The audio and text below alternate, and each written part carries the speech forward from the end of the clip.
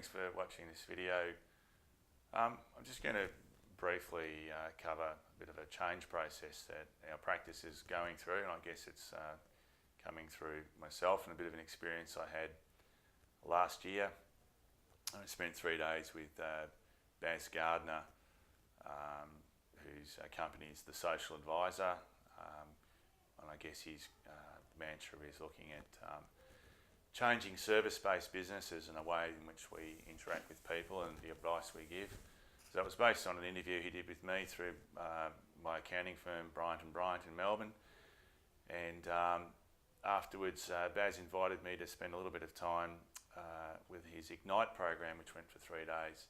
So belatedly, about 6 months later, I thought I'd acknowledge that was a great experience and be good for anybody in the business of advice, because physiotherapists give advice, believe it or not, to get along and experience it. So after that, I guess I had a deep reflection of looking at how our physiotherapy practice might evolve and change. And I had to take a good look at myself and ask myself, is working 60 hours a week clinically the way to go? And it's not. I know for a fact that I can do a much better job of helping people if I step back a little bit and allow new people to step into the breach, new physiotherapists to come in and enthusiastically, I guess, commence their career if they're a new grad, or perhaps change their career a little bit if they're coming from somewhere else. Our practice is changing and changing dramatically. I guess our frustration has been that the world of physiotherapy private practice has become very, very competitive. Not just competitive with other providers, be it chiropractors, osteopaths, musculoskeletal therapists, massage therapists, kinesiologists, and forgiveness if I've forgotten anybody, but physiotherapists in general. I think the big change in the playing field out there has been the super clinics, the GPs who are now employing physiotherapists, podiatrists and whatnot in their practices, and the way in which it's a bit of a race to the bottom where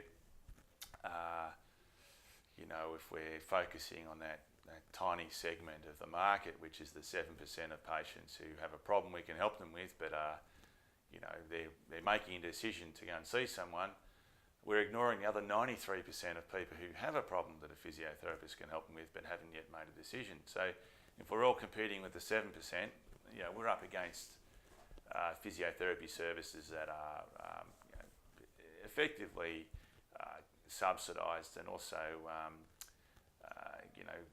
dealing with, say, work cover, TAC, DVA and Medicare.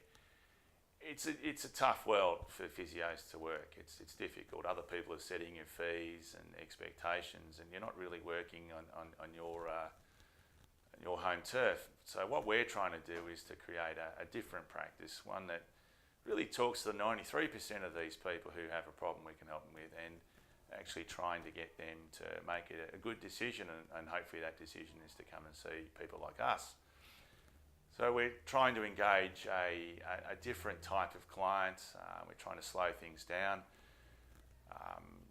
Rather than racing in and someone picks up the phone and has a back problem they've had for 3 or 4 months and they want to get fixed straight away, we all know that that's not going to happen. We know that there's a process involved in getting better and getting to the source of the problem, not just getting rid of pain, but actually trying to improve people's lives through the services and the advice that we can provide. So in a nutshell, we're evolving as a practice. I'm certainly looking to step back from clinical practice and bring in new people, and I would be very happy if I could cut my consulting hours down from, say, the 60 hours a week down to something more approximating even 15 hours, maybe even not consulting at all. But the practice is looking to engage with new physios that perhaps could bring a breath of fresh air to us, and fit into the new systems that we're putting in place. We're looking to change And I guess the catalyst for change is some of the people I've spoken to over the journey, particularly the last 6 months. I mentioned Baz Gardner before, and I guess the last visit to my main advisor in business, Sandy Constantine from Bryant, was to take a risk, step back, and leverage my experience clinically and to help grow other therapists, other physiotherapists, and improve their lives by finding the right clients to work with and in the right practice environment, which is what we're really trying to do. We're trying to change the nature of the advice that we give and trying to be ourselves and really trying to create a culture.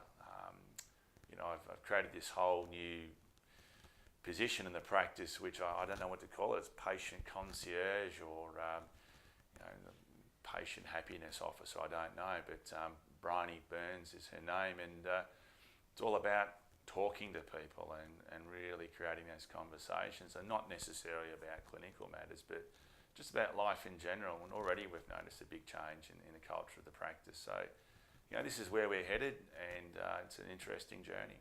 Thanks for watching this video.